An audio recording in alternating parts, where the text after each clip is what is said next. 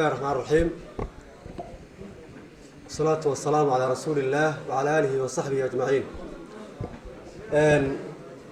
marka ugu horeysa Ilaahay baa mahad iska leh subhanahu wa ta'ala inuu kulmiyay madashan quruxda badan leh. marka xigana anigoo ka duulaya xadiiskii rasuulka kaleey salaatu wasalaam ee uu yiri la yashkuru Allah man la yashkuru an-nas. Ilaahay uma mahadnaqo qofka ibn aadamka uma mahadnaqin. waxaan la kan mahadnaq ballaaran uga soo jeedinaya kooxda soo qaban qaabisay koobka wada jirka caawa xafladiisa aanu fadhino qoruntii ku suntan horumarinta isboortiga degmada Maxamuud Haybe kooxda Gadariye Boys waxaan leeyahay mahadsanyihiin.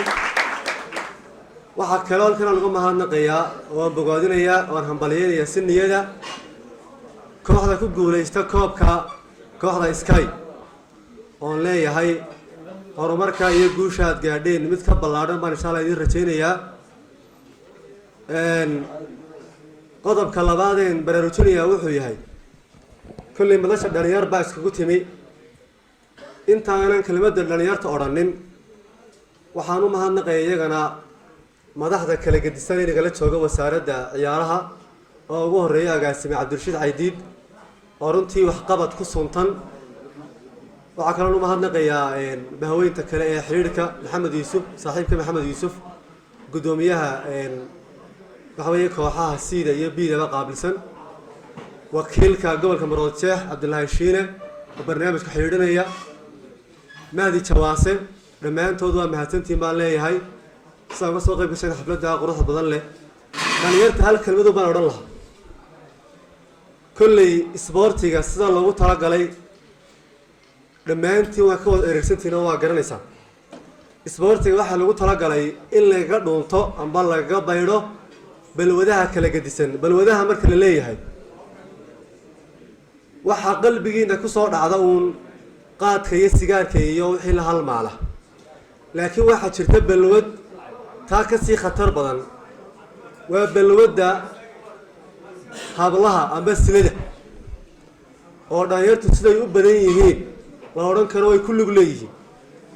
marka waxaan leeyahay dhalinyarta haddii aad doonaysaan inay isboortiskiina horumarisaan iyo kubaddiinna ciyaartooy ma noqonayo saxa oo hana qaada oo heer gaadha nin waxa weeye hablihii ku maran oo waxa weeye xumaynaya.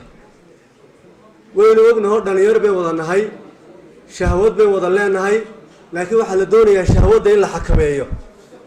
waqtigii nabiga waxa dhacay sallallahu alayhi wasallam saxaabi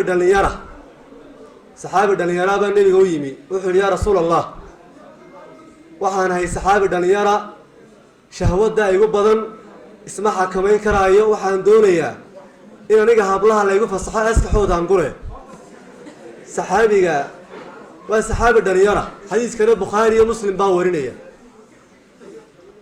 nabigu garabku taabtay saxaabigaas sallallahu alayhi wasallam wuxuu ku yiri ma jeceshahay hooyada in laga sinaysto uu yaabay wuxuu yiri maya ma jeceshahay habaryarta iyo eedada iyo walaasha iyo naadirta wuxuu yiri maya wuxuu nabigu ugu hal celiyay wakadalika الناس dadkuna waa sidaas oo kale.